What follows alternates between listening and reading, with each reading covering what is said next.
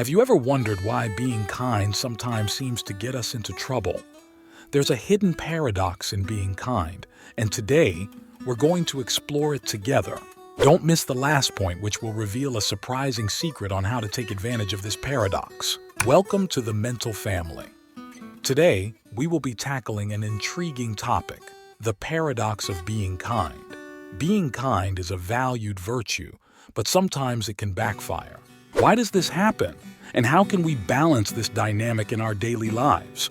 Stay with us until the end to discover an effective strategy that could revolutionize your approach to relationships.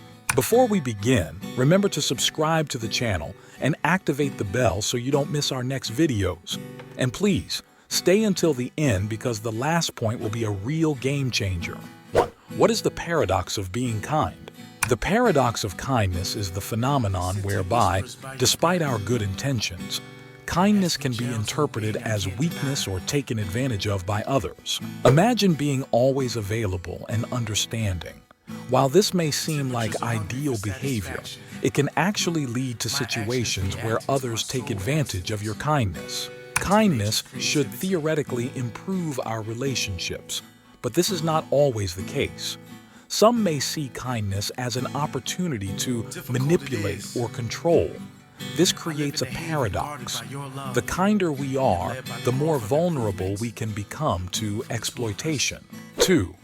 The psychological roots of the paradox. To understand this paradox, we need to delve into human psychology. According to some studies, people tend to confuse kindness with lack of assertiveness. This can lead to a vicious cycle where the kind person is unable to assert their rights, thus fueling a dynamic of exploitation and frustration. Kindness and assertiveness are not mutually exclusive, but they are often perceived as such.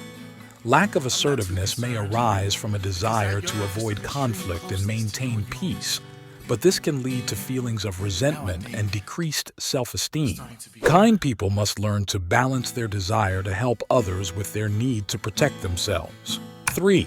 The negative effects of being too nice. When we are too kind, we can experience various negative effects: stress, burnout, disrespect, and, paradoxically, social isolation.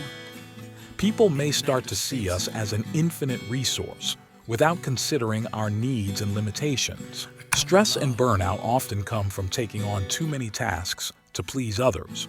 This can lead to a lack of time for ourselves and our personal needs.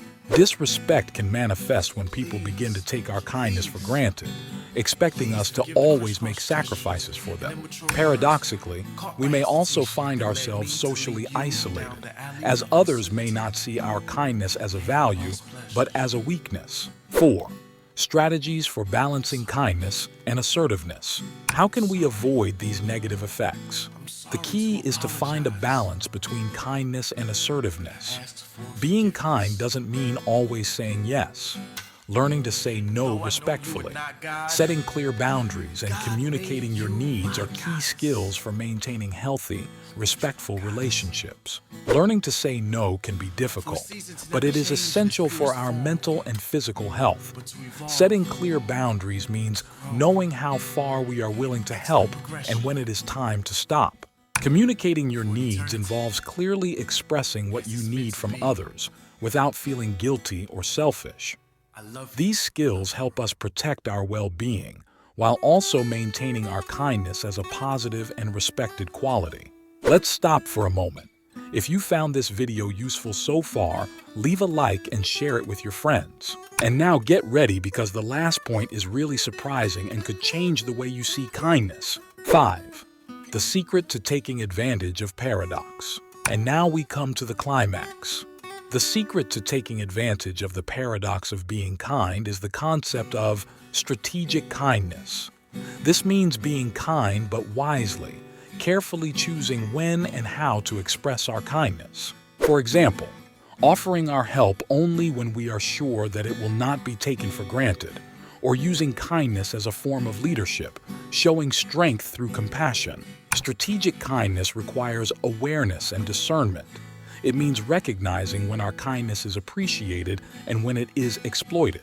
It can involve using kindness to build positive relationships and influence others in constructive ways. For example, being kind in professional settings can improve collaboration and teamwork, while in personal life, it can strengthen bonds and promote an environment of mutual support.